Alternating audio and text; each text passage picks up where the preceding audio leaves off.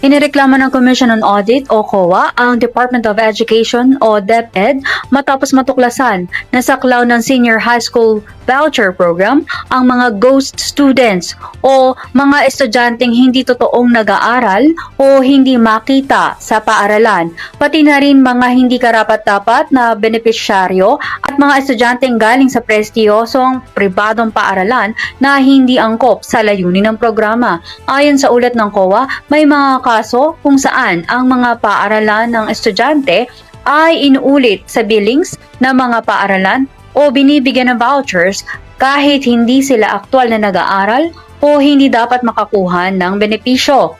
Ito ay bahagi ng audit mula sa mga nakaraang taon para sa programa na naglalayong tulungan ang mga lehitimong mag-aaral na mag-aaral sa private senior high school. Hindi lamang mga ghost students ang binanggit, kundi pati na rin ang mga hindi kwalipikadong estudyante at mga high tuition na pribadong paaralan na nakinabang sa pondo na dapat sana ay para sa mga tunay na nangangailangan. Ito umano ay indikasyon ng kakulangan sa matibay na pagsusuri at kontrol bago mabayaran ang mga voucher.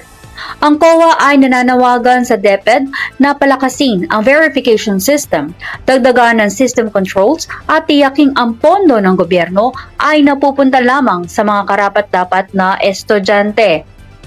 Ang Senior High School Voucher Program ay bahagi ng Government Assistance to Students and Teachers in Private Education or GASTPE na layuning bawasan ang overcrowding sa public schools at tulungan ang mga estudyante sa gastos sa senior high education.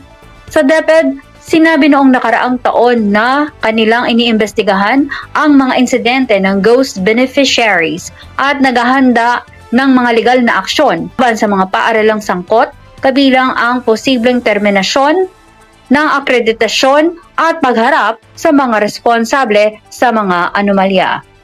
At muli, ito po ang ating nakalap na mga balita para sa bagong taon. Kayo po ay nakikinig dito lamang sa White Lion Returns.